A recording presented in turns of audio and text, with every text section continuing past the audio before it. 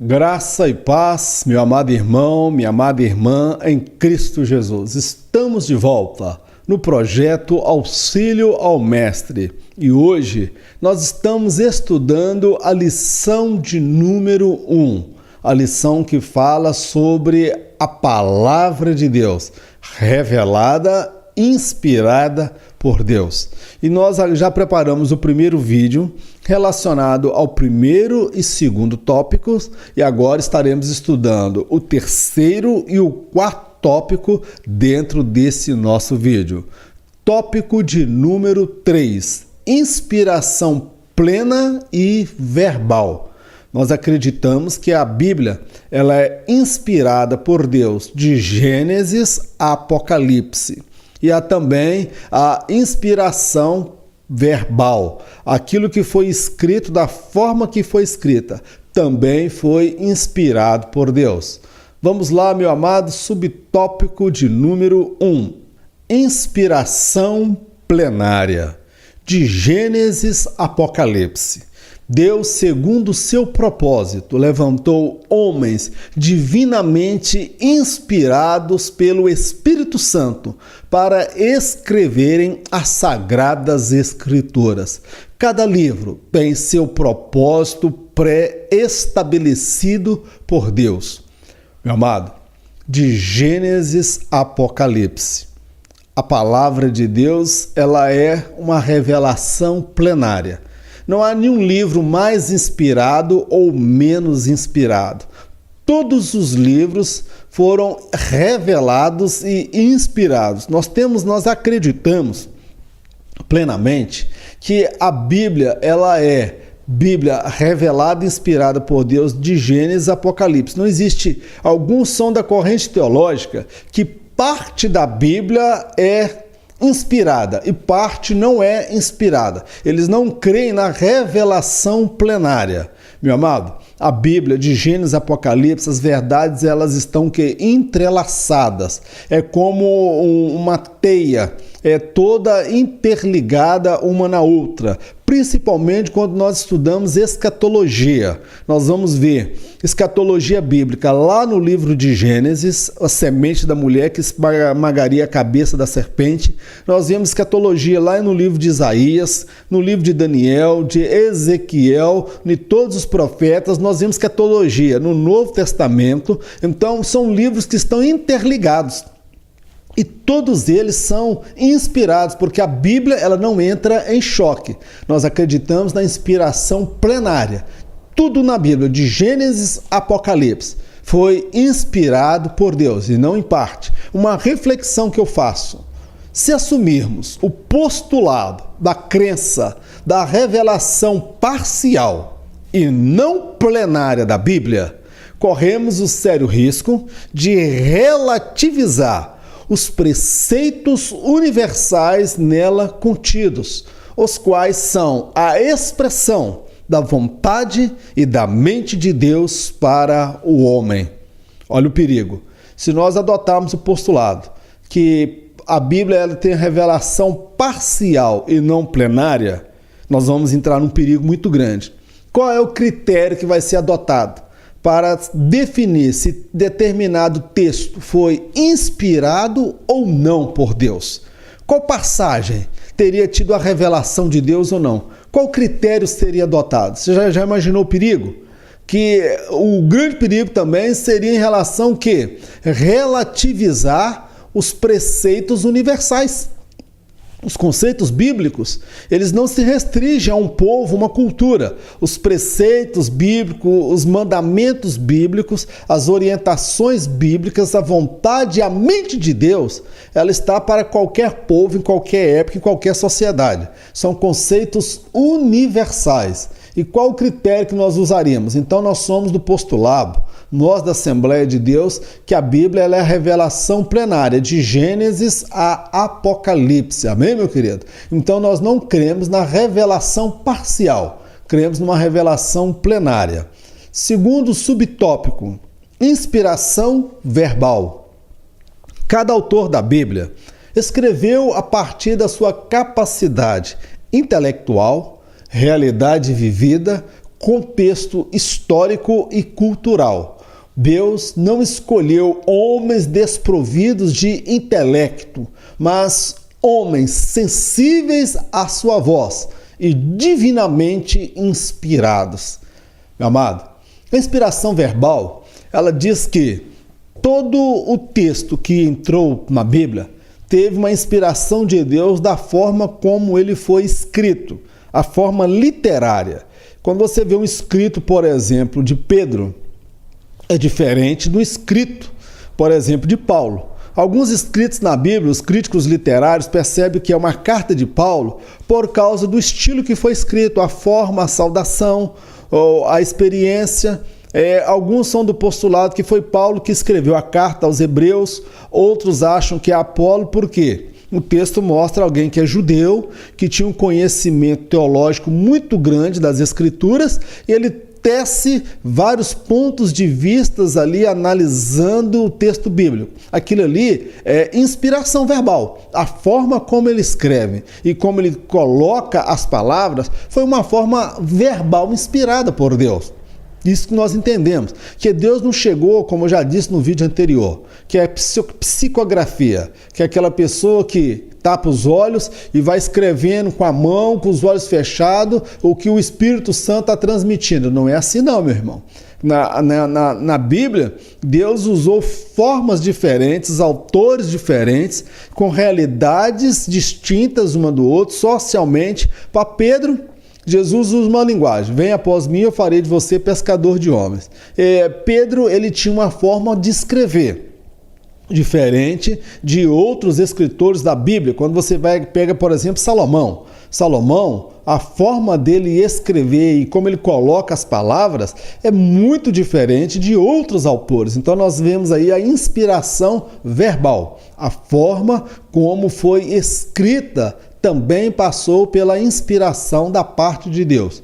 Aqui eu quero fazer uma breve reflexão a partir de uma passagem bíblica, para vocês entenderem o que é revelação e o que é inspiração na forma verbal de transmitir a revelação.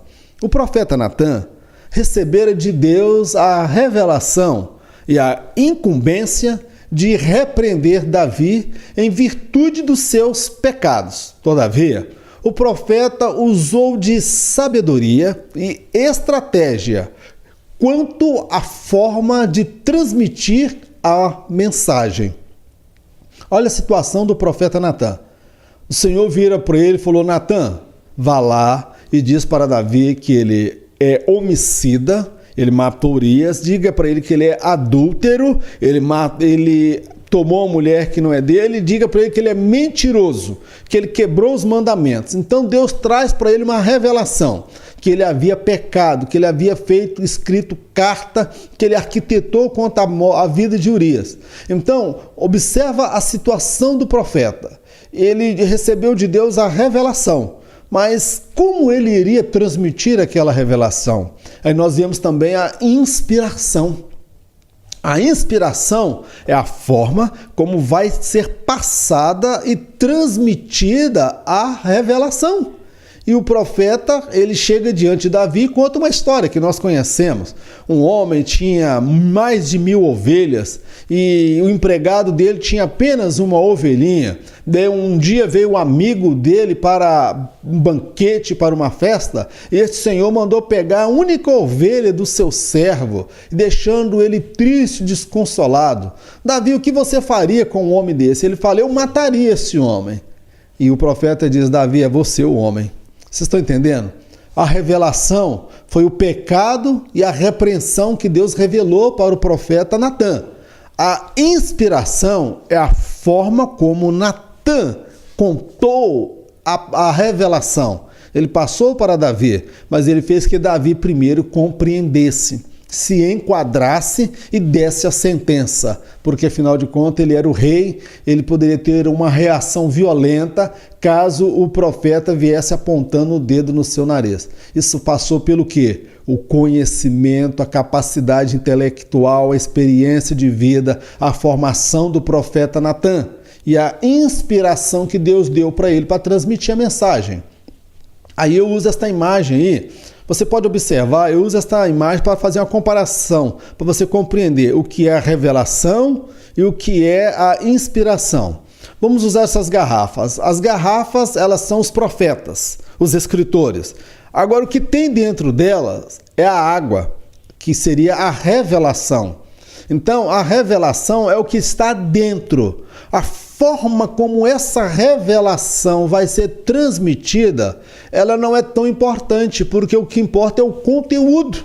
Aí, nós vemos aí o profeta Isaías, o profeta Amós, vemos Paulo, vemos Pedro, mas o que importa, meu irmão, é o conteúdo. Para Deus não importa a forma, o método.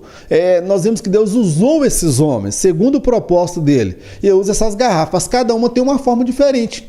Mas o importante não é a forma da garrafa. O importante é o conteúdo da garrafa, que é a revelação. Amém, meu querido? Espero que de alguma forma tenha contribuído aí para ampliar o seu entendimento. E que o Espírito Santo venha completar na sua vida aquilo que nós não conseguimos devido à nossa limitação. Encerramos aqui o tópico de número 3 e vamos entrar agora no tópico de número 4. Única regra infalível de fé e prática. Para nós cristãos, evangélicos, em especial da Assembleia de Deus, a Bíblia é o único livro de regra de fé e prática, não outro. Todas as nossas crenças, a nossa forma de viver é baseada, regida pela palavra de Deus. Vamos lá.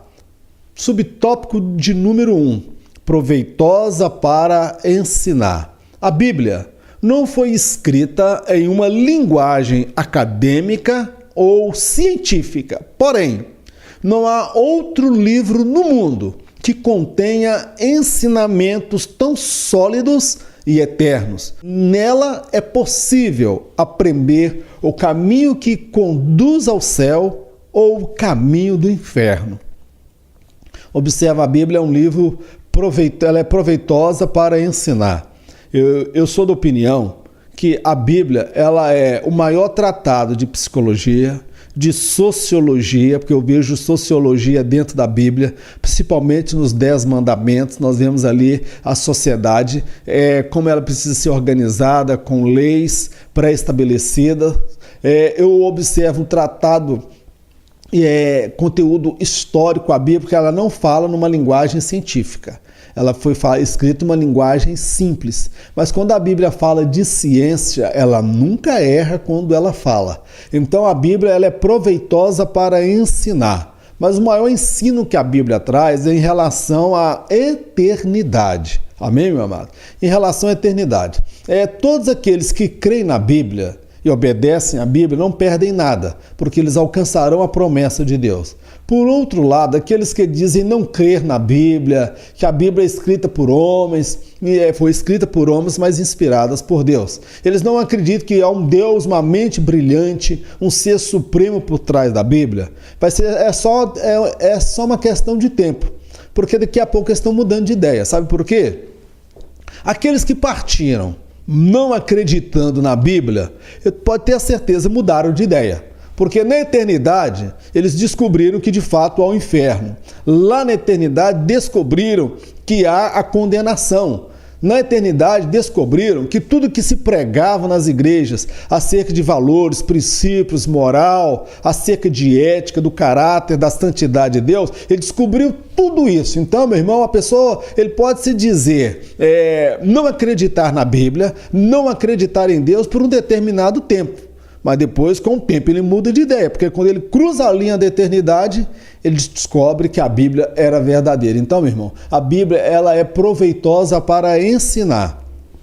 Você, que é professor da escola bíblica dominical, Deus te delegou uma função, meu irmão, de uma responsabilidade muito grande. Você tem a responsabilidade de ensinar o seu aluno para ser um cidadão melhor, um cristão melhor, um adorador melhor, e você só tem peso no seu ensino quando você vive o que você ensina. Então você tem que ter autoridade no seu ensino. A autoridade não é gritar, não é falar alto, não é ter uma boa oratória, um tom de voz de William Bonner, de locutor de rádio. Não. Autoridade é quem vive a palavra, ele prega e prega com autoridade, porque antes da palavra chegar até o ouvinte, esta palavra gerou mudança e transformação naquele que está pregando. Amém, meu filho? Então a Bíblia ela é poderosa para ensinar, proveitosa para ensinar. Subtópico de número 2. Conduta humana. É o livro que ao longo dos séculos vem transformando a vida do homem, seja em caráter individual ou coletivo. O pensamento judaico-cristão tem influenciado várias culturas e sociedades em tempos e épocas diferentes. Meu amado, uma coisa fascinante quando nós olhamos na Bíblia é a mudança de conduta das pessoas. Muitos podem contestar a Bíblia, muitos podem dizer não acreditar na Bíblia, mas não podem negar o efeito que a Bíblia gerou na vida de muitas pessoas. Estou falando de caráter individual. Pode procurar um juiz que diz não acreditar em Deus. Ele vai ter que se curvar diante de uma verdade, que muitos bandidos, criminosos, assassinos, ladrões, traficantes que estavam encarcerados, que o sistema carcerário não conseguiu moldar e transformar, quando a palavra de Deus chegou lá no presídio, na cadeia, tiveram a vida transformadas. Pessoas que matavam, que roubavam, que faziam tudo de errado nessa sociedade. Quando a palavra de Deus entrou no seu coração, ele teve a vida transformada. Meu irmão, ao longo da história, esse livro, a Bíblia, é o livro que mais mudou a história da humanidade. Ao longo da história, não somente a história de pessoas em caráter individual, mas também na coletividade.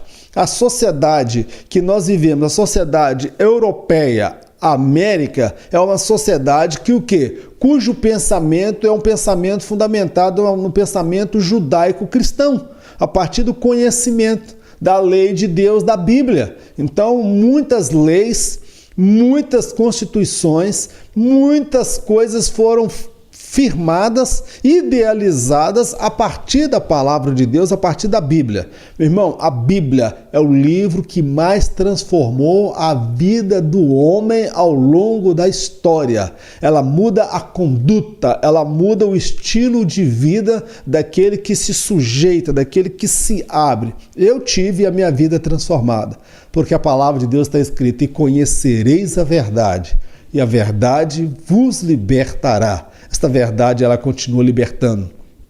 Subtópico de número 3, e o último dessa nossa lição e do nosso vídeo. As traduções da Bíblia.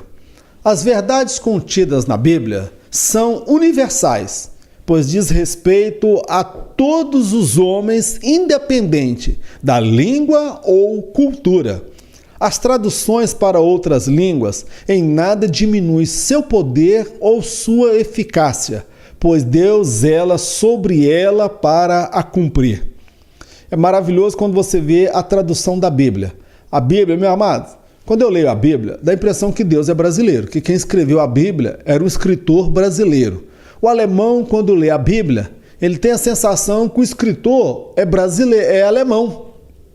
O japonês, quando lê a Bíblia e aceita a verdade do Evangelho, ele tem a sensação que Deus é japonês, que o escritor era japonês. Então, quando nós lemos a Bíblia, a linguagem dela é uma linguagem tão universal que alcança todos os homens e todos os povos, em todas as culturas, porque trata da mente de Deus para o coração do homem. Então, as várias traduções para línguas diferentes, e aí eu louvo a Deus por missionários pessoas que vão para a faculdade, que vão aprender línguas, que vão aprender a fazer tradução, que vão entrar numa cultura que ainda não tem uma Bíblia traduzida para aquele povo, para aquela linguagem. São pessoas que prestam um grande trabalho para Deus. Assim foi na nossa vida com o tradutor da Bíblia para nós, na linguagem portuguesa, João Ferreira. É a Bíblia que nós usamos, meu amado, que esse homem prestou um grande trabalho, como foi também Martinho Lutero. As várias traduções da Bíblia não diminuem em nada o teor dela, porque Deus vela para cumprir a sua palavra. Meu amado, encerramos aqui esta primeira lição. Como eu disse logo no começo, esse trimestre será um trimestre, meu irmão, com temas bem bíblicos, bem doutrinários. Algumas lições serão um pouco extensas e eu espero, de certa forma, ainda que tímida, poder contribuir com você para, de alguma forma, enriquecer em parte o seu conhecimento. E aquilo que não me foi possível em virtude do tempo e pela minha limitação e capacidade de compreender, que o Espírito Santo venha completar ao seu coração. Amém, meu amado? Vamos orar? Senhor Deus e Pai, nós te agradecemos por mais esta lição, por esta oportunidade que o Senhor nos concede. Toma nossas vidas nas tuas mãos, cobre-nos com teu sangue. Dá-nos a graça de sermos fiéis ao Senhor, de vivermos a tua palavra, de pregarmos a tua palavra. Abençoa cada professor, cada professora nesse trimestre que se inicia. Dá-lhe, meu Deus, a unção, dá-lhe, meu Deus, o vigor, a capacidade vindas do teu Espírito para ministrar a palavra ao coração dos ouvintes, porque essa palavra ela liberta, ela transforma, ela muda e aponta para o homem o caminho para o céu. Meu Deus, nós te agradecemos por tudo no nome de Jesus, que o grande amor de Deus, a graça do nosso Senhor e Salvador Jesus Cristo, as doces consolações do Espírito Santo de Deus, seja com todo o povo de Deus, não somente hoje, mas para todos sempre, em nome de Jesus. Amém. Meu amado, que Deus te abençoe e, permitindo Ele, estaremos retornando na semana que vem para falar da lição de número 2. Que Deus te abençoe no nome de Jesus.